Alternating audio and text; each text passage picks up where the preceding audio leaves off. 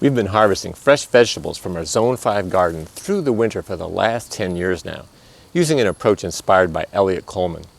Simply put, we grow cool weather crops under double cover without supplemental heat. Today I'll share my top 6 tips to start your first winter vegetable garden. These tips apply mostly to zones 3 through 7. The methods probably won't work at all below zone 3, and not all the tips apply to zones 8 and above.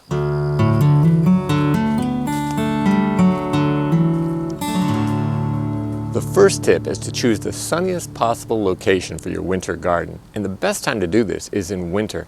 That way you can actually observe how light hits your yard when the sun is low in the sky. I learned this lesson the hard way. I started my first winter garden right here, and it was a complete failure. It seemed like a nice sunny spot in late summer when I started planting for winter, but I didn't consider the possibility that the area would be completely shaded by the house in winter. That winter, with my garden failing, I watched how the sun hit the yard and realized that only the back third of the yard where I eventually built my hoop house was sunny. The rest was shaded by houses. So if possible, choose the location for your winter garden in winter. The best day to do it is the winter solstice. But if you want to start your garden this year and haven't had a chance to observe how sun hits your yard in winter, you do want to spend some time thinking about the impact of shade from buildings, large trees and fences when the sun is much lower in the sky. These structures cast much longer shadows in the winter, and you want your winter garden to be well to the north of them. Tip number 2 is to grow under cover. Here in Zone 5, we usually grow under 2 layers in winter, and that's true right here where we have low tunnels and cold frames inside a hoop house. I cover the cold frames with their glass tops and the low tunnels with 6mm greenhouse film around our first frost. Then I cover the hoop house with 6mm film in late November or early December. I also add a 3rd layer of Agribon row cover when the temperature dips below 0 degrees Fahrenheit.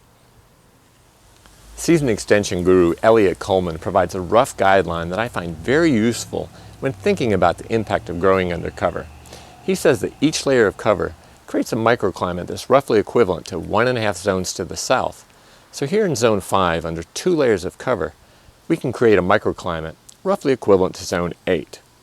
Now, not much will grow in Zone 5 in winter, but we can get quite a bit to grow here in our Zone 8 microclimate. If you live in Zones 3 through 6, you'll get best results growing with 2 layers of cover. But if you live in Zone 7, you can grow what we grow here in Zone 5 with just 1 layer. Tip number 3 is to grow in the ground or in very shallow raised beds that are close to the ground. The larger the soil mass, the less likely the soil will freeze. Here in the hoop house under 2 layers of cover, the soil is never frozen in winter.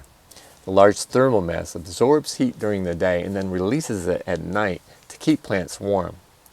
With containers, on the other hand, the small soil mass freezes and thaws repeatedly, and this kills plants prematurely.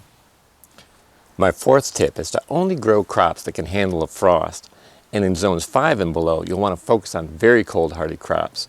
For example, kale, spinach, carrots, mosh, and claytonia.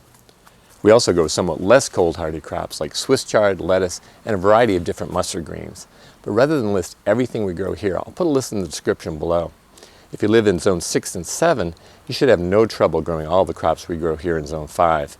Plus, you'll be able to grow things like radishes, turnips, and beets more successfully than we do. But the extreme cold and snow in Zones 3 and 4 definitely make winter gardening a challenge there. Even so, you can probably harvest mosh, claytonia, carrots, kale, and spinach under double cover in winter there. If I lived in those zones, I probably wouldn't have a winter garden unless I had a very sturdy hoop house or greenhouse to allow me to get out of the cold and snow to harvest. Tip number 5 is to make sure your plants are close to maturity before one or both of the following conditions are met. Temperatures are regularly dipping below freezing, and you have less than 10 hours of daylight. Growth slows as temperatures and daylight hours decrease and comes to a near standstill here in our area in mid-November. So we want our plants to be mature before that happens. Growth resumes again under cover in our garden in February, when daylight hours are back above 10. If you're not sure when you have less than 10 hours of daylight, please see the link to a daylight calculator in the description below. Tip number 6 is to not rely on the seed packet's days to maturity when planting for winter. As I discussed in the last tip, growth slows significantly in late summer and the fall.